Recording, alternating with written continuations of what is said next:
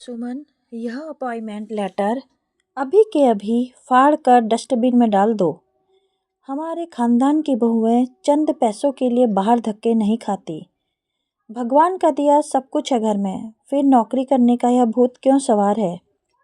ननद कविता ने सोफे पर बैठते हुए बड़े रौब से अपनी भाभी सुमन को आदेश दिया। सुमन के हाथ में एक मल्टीनेशनल कंपनी का ज्वाइनिंग लेटर था, जिसके लिए उसने कड़ी मेहनत की थी।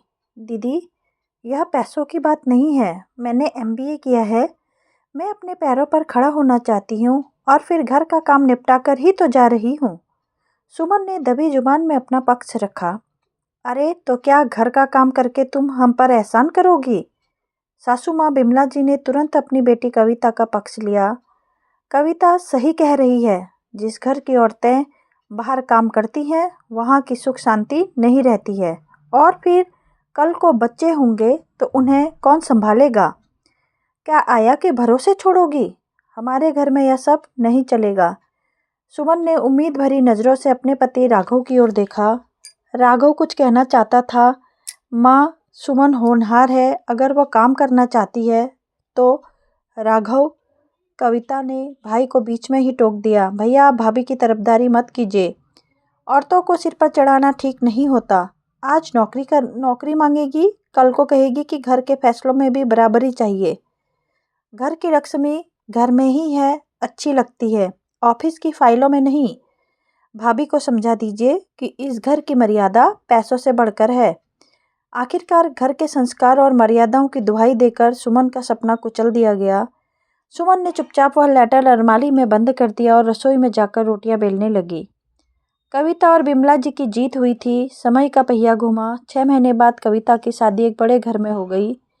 लड़का सरकारी अफसर था और परिवार भी संभ्रांत। बिमला जी ने बेटी को विदा करते समय खूब डींगे हाँकी थी कि उनकी बेटी राज करेगी। शादी के करीब साल भर बाद कविता पहली बार रहने के लिए मायके आई, लेकिन वह चहकती हुई कविता नहीं थी। उसका चेहरा उतरा हुआ था और आंखों के नीचे काले घेरे थे। शाम को चाय पर जब सब बैठे तो कविता का दर्द छलक पड़ा।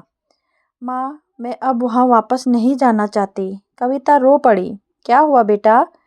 दामाद जी ने कुछ कहा क्या? बिमला जी घबरा गई। नहीं माँ, वो तो कुछ नहीं कहते, पर मेरी सास और ननद ने जीना हराम कर रखा है।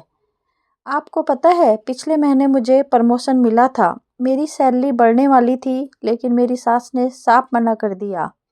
कहती है कि बहू का ओहदा और सैलरी बेटे से ज़्यादा नहीं होनी चाहिए। इससे बेटे की इज्जत कम होती है। उन्होंने ज़बरदस्ती मेरा रेजिग्नेशन टाइप करवाया।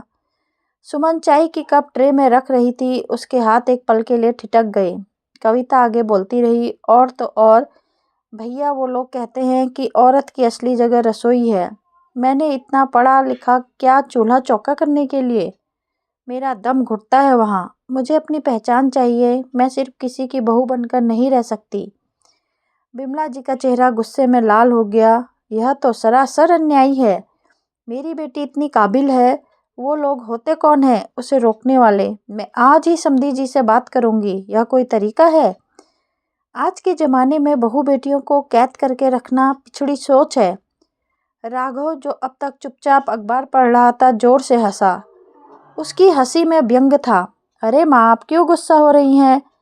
कविता के ससुराल वाले तो बिल्कुल वही कर रहे हैं जो आपने और कविता ने 1 साल पहले सुमन के साथ किया था।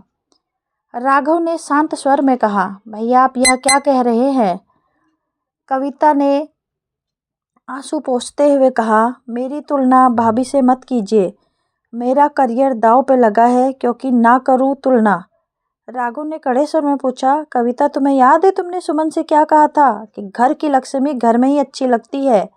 आज जब तुम्हारे ससुराल वालों ने तुम्हें घर की लक्ष्मी मानकर घर में बैठा दिया, तो तुम्हें यह पिछड़ी सोच क्यों लग रही है? सुमन ने भी एमबीए किया था। उसका भी सपना था। जब तुमने उसे मर्यादा का नाम दिया, आज जब वही मर्यादा तुम्हारे गले का फंदा बनी है, तो तुम्हें अन्याय नजर आ रहा है? कमरे में सन्नाटा सा गया। बिमला जी की नज़रें झुक गई।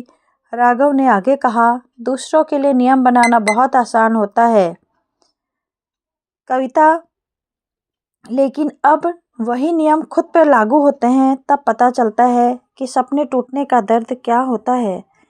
सुमन ने तो उस दिन घर की शांति के लिए अपनी फाइल बंद कर दी थी, लेकिन आज तुम अपनी लड़ाई लड़ने के लिए मायके आ गई हो।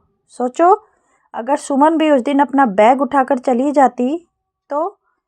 कविता को काटो तो खून नहीं, उसने अपने बोले हुए एक एक शब्द याद आ रहे थे जो उसने सुमन को कहे थे। आज नियति ने उसे उसी आईने के सामने खड़ा कर दिया था। सुमन ने धीरे से राघव के कंधे पर हाथ रखा और आंखों से उसे शांत रहने का इशारा किया। फिर वह कविता के पास गई और उसके आंसू पोंछे। दीदी, आप चिंता मत कीजिए, हम सब आपके साथ हैं। राघव आपके ससुराल वालों से बात करेंगे। किसी के सपनों को मारना गलत है, चाहे वो आपकी भाभी के हों या आपके। सुमन के इन शब्दों ने कविता और बिमला जी को शर्मिंदगी से भर दिया। उस दिन उस घर में एक नया नियम बना, सम्मान और सपने सबके बराबर होते हैं, चाहे वह बेटी हो या बहू। कविता को अपनी नौकरी वापस मिली या नहीं, यह तो बात की बात थी, लेकिन उस दिन सुमन को उसका खोया हुआ आत्मसम्मान जरूर वापस मिल गया। दोस्तों, कहानी पसंद आए तो लाइक से सब्सक्राइब जरूर करिएगा।